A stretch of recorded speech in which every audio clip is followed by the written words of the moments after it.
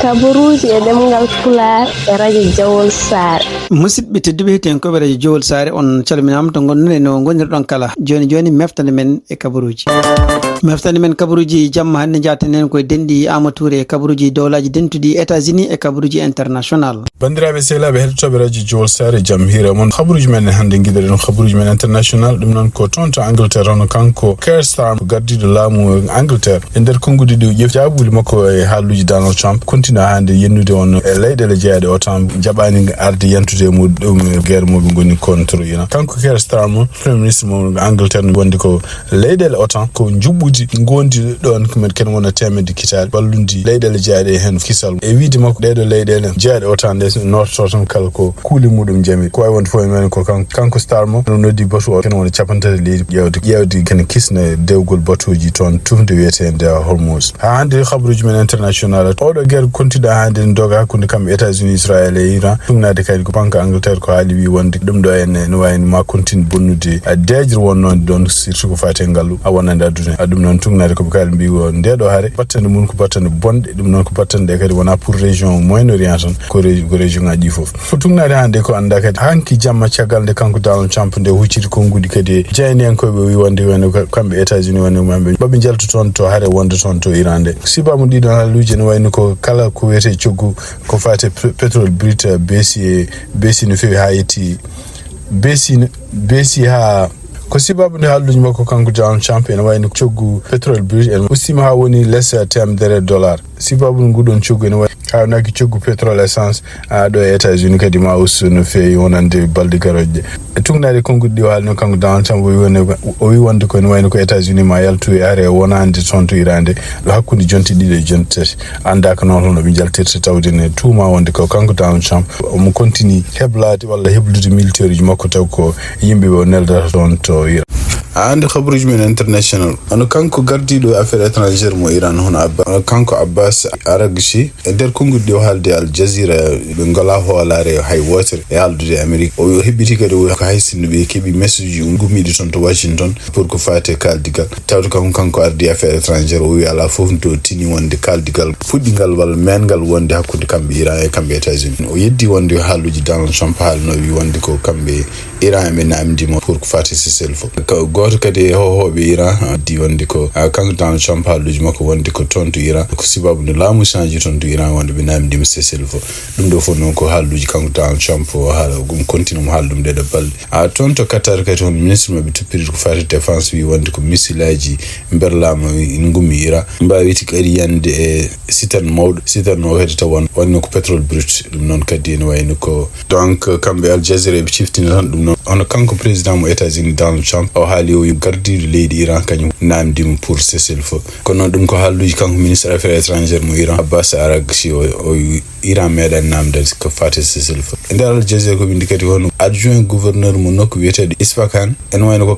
kamɓe américain e Israël naaɓe ɓe attaqué aéroport gonɗo toon to oɗon nokku aéroport biyeteɗo Kashan tugnade kadi agence gonɗo toon to Iran biyeteɗo Meher nde habaruji gumri toon hono kamɓe Israël pompier ɓe mbi wonde ken wayno ko 14 neɗɗo gañima ɗum sibabu nde missilaji berlaji toon to saraji Tel Aviv Trump ko kañum hoore mum ɗamina wonde ko ma watta discours mawɗo hande fate Iran ɗum noon ko hande jamma tugnade hewti habaruji gumri to Washington donc ɗum ɗo woni lawol gaddunomo on waɗa discours ko fayate ndeɗo haare tuggidare nde fuɗɗi toon to Dubai kadi ene wayno nanama alarmuji noon sibabu nde pusanɗe saraji wuro Dubai ɗum ɗo fof tugnade Al Jazeera ko haali ko sibabu nde anti missile camminɗi missilaji gummi toon to Iran ko sakiti ko ministre uji affaires étrangères ɗi Europe namdima Israël yo dartinno haare muɗum nde waɗata walla bombardement ji ɗum waɗata toon to Liban ko ɓe namdi kaldigal ko kamɓe leyɗele Europe ken wona 15 leydi pour beele Israël ne dartina ɗiɗon haareji siftini ɗon tan ko gila haare nde fuɗɗi toon to Iran kamɓe Liban aussi ene wayno ko Israël nen continue bombardude tugnade hande ko Al Jazeera haali wi wonde eɓe tuumi Iran woni koye wiiden hefta leydi kadi toon to Liban hande habaruji meɗen ko fate e Chine kamɓe ɓe kaldi ɓe mbi wonde ko kala ko fate business aji mabɓe dartaki hay sonde ko wonde ko maayo wongo toon to Hormuz ene wayno kamɓe Iran eɓe dartini ɗum wi wonde ko ɓuuri hewde batoji mabɓe rewata toon wonani hay 10% kono noon ene wayno kadi ɓe kolli mi wi batuji mabbe oɗo saji joni sibabunde nanodiral sibabunde kadi jalɓodiral gongal hakkude kamɓe Iran e Chine batuji mabbe ne kisi oɗo saji joni ɗum waɗi hono kamɓe France naɓe mbi wonde ko alay sago kamɓe chinois ji ɓe mbawa kadi engagade wadde hen dole mabɓe pour haaldude Iran blocus gonɗo toon to Hormuz beele nan darto donc ha ande kabaruji meɗen toon to Moyen-Orient Israël kadi konguɗi ɗi ƴefti andi wi wonde ko famɗi foof 96 neɗɗo taw ko militaire uji muɗum gañima toon to Liban ɗum noon koye nder 24 heures ɓennuɗi ɗi siftin ɗon toon ko kamɓene kadi militaire uji mabɓe nan toon non seulement ɓe bambarta toon mais ne wayno militaire uji mabɓe jeeyi nan toon kaɓe leydi hay sindo ko kaldigal directement woden hakkude kamɓe États-Unis e Israël e kamɓe Iran ene wayno ko kanko Emmanuel Macron gonɗo e jillu muɗum toon to Japon o wawi ñagade o no ñalawma hande wonde ko kamɓe États-Unis e Israël e kamɓe Iran dartina hareji mabɓe ɗi tumnade kadi ko haali wi wonde ɗiɗo hareji o dillini aduna o foof e kadi ne wayno ko jogori addude caɗele mawɗe wonande deejire e ngaalu aduna o foof ha hande toon to haare gonɗo toon hono kamɓe responsable militaire Hezbollah ɗum noon gonɗo toon to Irak ene wayno wiyama warama e nder bombardement ji baɗaɗi toon to Beyrouth ɗum noon kadi ko haali ɗum ko kamɓe haali ɗum kadi ko AFP ɗum noon ko agence France Presse ɗum noon taw kañum hoore mum tumni koye ko kamɓe Iran naɓe jogui ɗiɗon habaruji ko wawi wonde fof kanko oɗo biyeteɗo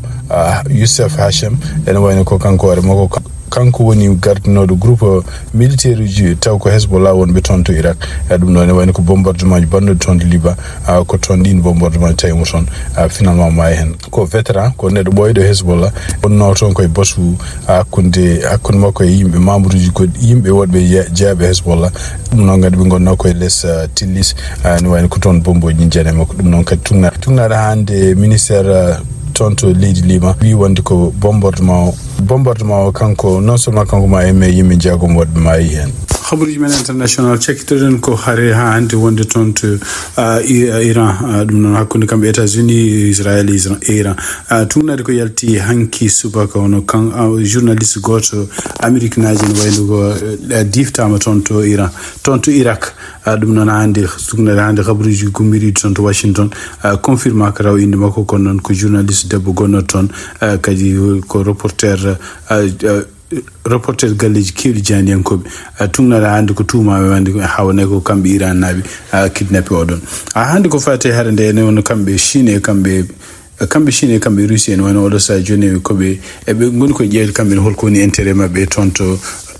to Moyen-Orient tugnade kadi ko fama hono kanko Donald Trump caggal nde kamɓe Russie naɓe ɓe tuuma wonde ɓe balla Iran naɓe surtout no ko fate intelligence surtout tawde mo andi wonde ko Iran naɓe kañumen koɓe ballano Russie naɓe e surtout hokkude men drone aji kewɗi haare mumen hakkude mum nde ko kanko Donald Trump o felditi o noddi ɗon hon kanko Vladimir Putin pour yende ɗum ustude sanction ngaji pawnode muɗum ɗum noon ɗum waɗi ko yiya ko sakkiti ko en hono kamɓe Russie naɓe ɓe mbawi wawde pétrole mabɓe gonnoɗe botoji mabɓe kewɗi ɗum waɗi donc ne wayno oɗo sa joni andaka taw holko woni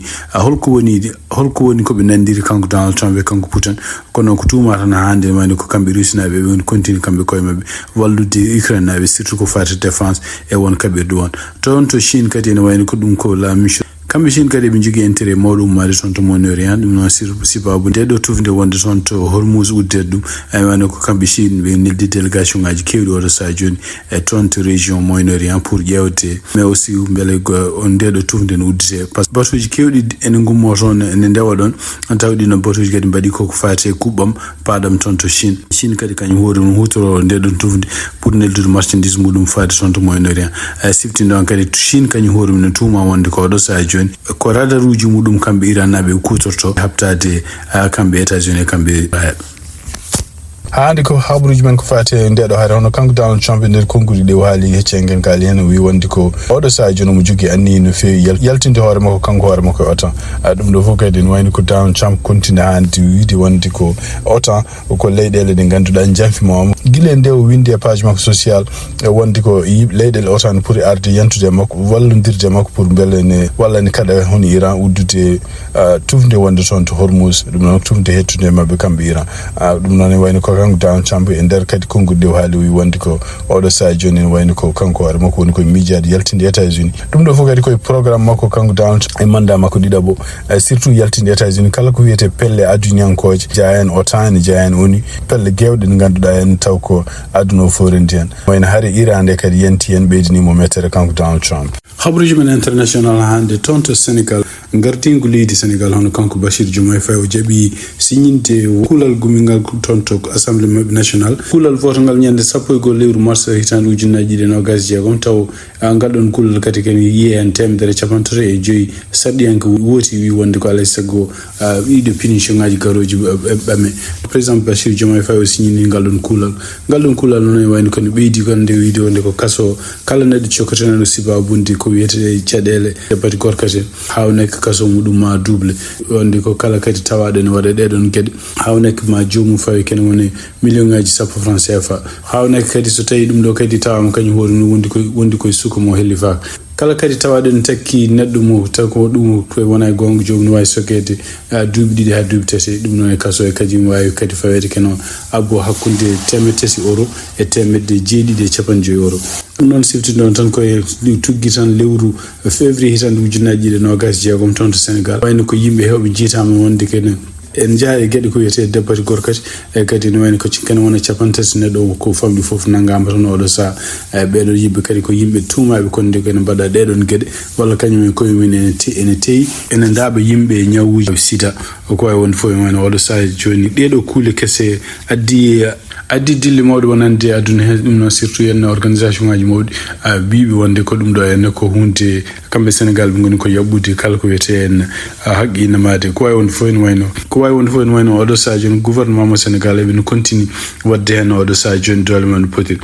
kono noon tugnade kadi ko yalti ene wayno ko fedde wotere wiyetede volko turk ɗum noon ko fedde Nations Unies toppiniɗo ko fate human right kañumen koyemen kaali mbi wonde ɗum ɗo ko yaɓɓude kuule innamade habruji men international hande tugnade ko winda toon to Africa News mo ko famɗi 19 neɗɗo yitama toon ene maayi ɗum noon ko ɗon toon to tufde gonɗe toon to Lampedusa ɗum noon ko toon to Italie tugnade kadi ko joguiɗo konngol toon to agence France Presse ko haali e wiide mabɓe kadi min jiiti ken wona 49 neɗɗo kañumen koyemen gonno koye ɗeɗo laaɗe noon ko laaɗe gummotoɗe diwonuji Afrique fadde toon to Europe ɗum noon tugnade hande konngol gumilgol kamɓe joguiɗo konngol ɓeɗo renoɓe maayi hono kanko biyete Roberto Darico ɓe wi wonde ɓeɗo yimɓe 19 yitaɓe fof nawama toon to Lampedusa e wona e mumen cafre tugnade konngol makko kanko maire ngoɗon wuuro kanko biyeteɗo Filippo Munino o wi wonde ken wayno ko yimɓe jeeɗuɗo ne jeeya e ɓeɗon yimɓe taw ko sukaɓe ɗiɗi nana cafre o hôpital uji wuuro mabɓe oɗo saha joni sibabude ɓuɓol e sibabude curki gonnoki toon e ɗeɗo laaɗe ko wawi wonde fof ene wayno ko kamɓe gardoɓe ɗeɗo maayo ɓe mbi wonde kaɗo laano ɓe jiita ɗum ken wona 135 kilométre ɗum noon koye nder maayo gueji ko ɓuuri hewde eɗo kadi tugnade hande koɓe kaali gummi ko toon to tufde gonɗe toon to Libye toon to Sénégal kadi tugnade kadi konngol kanko Mimi Touré angolo namdano ɗum noon ko taw mo ari télévision haala ko fate hono bilama ko hono kanko Bashir Diomaye Faye ko kanko Mimi Touré caggal nde o haali gueɗe kewɗe ɗe ganduɗa kanko Bashir Diomaye Faye waɗi ɗiɗo duuɓi ɗiɗi ɓennude journaliste goto namdimo hen ko fate Macky Sall surtout wiide wonde ko Macky Sall ko ɓiɗɗo Sénégal najo comment ene wona candidat pour poste Nations Unies kanko Mimi Touré o jaɓani jabate no o wi wonde ko ene wayno ko journal foti namdade ko président mo Rwanda tato ko kañum woni supportude Macky Sall ɗum ɗo kadi ko hollude ha hande toon to Sénégal ni kanko Bashir Diomaye Faye ni kanko Ousmane Sonko ni kadi haralleɓe patuɓe ko fate affaire étrangère hay goto men ƴeftani position taw pour supportude mo kanko Macky Sall ɗum noon tugnade hande kadi ko yalti toon to leyɗele jeeyaɗe e Union africaine famɓe fof au moins 36 leydi oɗo saha joni en supporti mo kanko Macky Sall leyɗele nogas noon oɗo saha joni koko mbi wonde ne ƴefti réserve ne pati won kono ko wawi wonde fof ene wayno ko candidat makko kanko Macky Sall kam yettima toon to Nations Unies pour ɗaɓɓude wonde secrétaire général des Nations Unies siftinde ɗon kanko Mimi Touré ko kanko woni gardinaɗo coordination ko Diomaye pour président ɗum noon ko coalition mo ganduɗa ene kanko Bashir Diomaye Faye oɗo saha joni wummin ɗum noon ko coalition mo kanko Ousmane Sonko premier ministre makko weltaki hen Seydi Touré golle ma jooɗi peeɓi musidɓe tedduɓe tenkoɓe radio Sar ko ɗo tonggui meftande men e jamma hannde o en ñaguima joom jaam mo jaam woni jungo mum nde waɗante en jaam